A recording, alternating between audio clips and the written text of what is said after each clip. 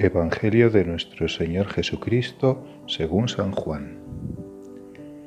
En aquel tiempo, Jesús se retiró al monte de los Olivos, al amanecer se presentó de nuevo en el templo, y todo el pueblo acudía a él, y sentándose, les enseñaba.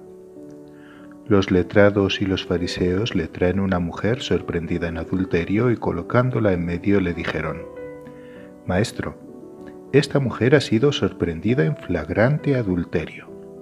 La ley de Moisés nos manda a apedrear a las adúlteras. ¿Tú qué dices?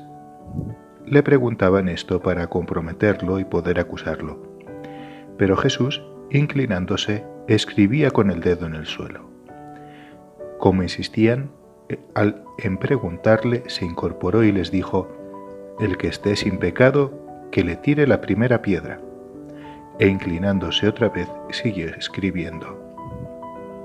Ellos, al oírlo, se fueron escabullendo uno a uno, empezando por los más viejos hasta el último. Y quedó solo Jesús y la mujer en medio de pie. Jesús se incorporó y le preguntó: Mujer, ¿dónde están tus acusadores? ¿Ninguno te ha condenado? Ella contestó: Ninguno, Señor. Jesús le dijo: Tampoco yo te condeno. Anda, y en adelante no peques más. Palabra del Señor. Gloria a ti, Señor Jesús.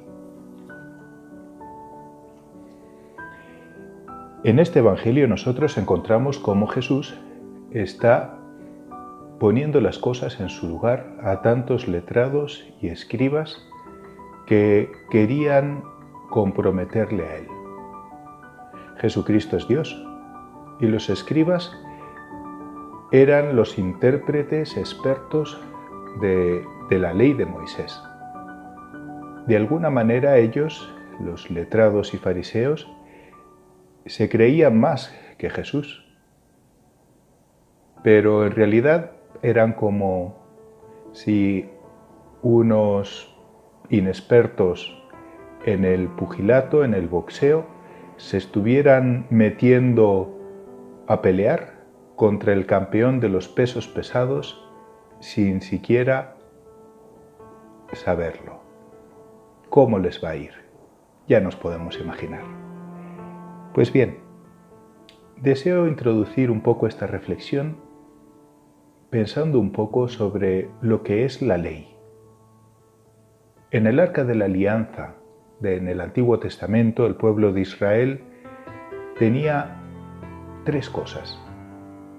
Tenía el cayado de Moisés, tenía las tablas de la ley y tenía un poco de maná. Estas tres cosas que estaban en el Arca de la Alianza, de alguna manera, representan ese caminar del pueblo de Israel hacia la tierra prometida. Porque el cayado les ayudaba a caminar. La ley les indicaba el estilo de vida que debían tener durante ese peregrinar, y el maná les servía de alimento. Eran tres cosas que representaban esa alianza de Dios con los hombres, de esas promesas que Dios les había hecho a los hombres. No eran cada una de esas cosas por separado, sino de alguna manera las tres juntas las que representaban esa alianza de Dios con el hombre y del hombre con Dios. Pues bien, de alguna manera, esa ley de los judíos, una vez que había desaparecido el Arca de la Alianza, es lo único que les había quedado. Y por eso quizás se olvidaron un poco del sentido que tenía la misma ley que Dios les había dado. Es un poco como si ellos tomaran ese cayado de Moisés y en vez de utilizarlo de cayado, ellos, por propia iniciativa, le hubieran puesto una punta metálica y la comenzaran a utilizar como una lanza. Ese cayado ya no es un instrumento para ayudar a caminar, sino para andar pinchando a los demás. La utilizaban como un arma arrojadiza contra otros. Eso también nos puede suceder a nosotros.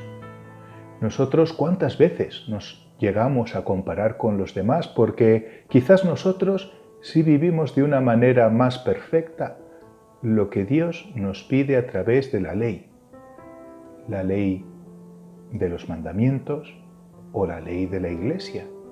A veces podemos caer en las comparaciones y podemos hacer de ese instrumento de la ley que nos debería acompañar y guiar y mostrar el camino de vida como un instrumento punzante con el cual herir a los demás con nuestros juicios, con nuestras palabras, con nuestras actitudes. Así se presentaban estos fariseos y estos escribas frente a Jesús con esta mujer. Ellos utilizaban la ley de Moisés para acusar a esta mujer, para herirla, y de paso herir también a Jesús. ¿Y qué es lo que Jesús nos enseña? No, la ley no es para herir. La ley es para ayudarnos a acudir a Dios, para guiarnos en nuestro caminar con Dios. Tiene sentido solo en Dios.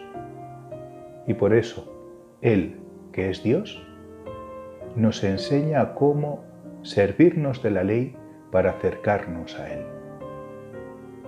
Él, enfrente de esa mujer, le pregunta: ¿quiénes te han acusado? Yo tampoco te condeno. Ve y no peques más. Por eso en este día les invito a todos ustedes a que profundicemos. ¿Cómo utilizo yo la ley de Dios? ¿Es para mí un instrumento que me ayuda en mi caminar hacia Dios? ¿Es de alguna manera también alimento de mi vida espiritual para saber qué es lo que debo hacer, qué es lo que no debo hacer, con qué debo alimentar mi alma, con qué no debo alimentar mi alma? ¿Es para mí un cayado que me ayuda a ir avanzando por este camino sin cansarme tanto?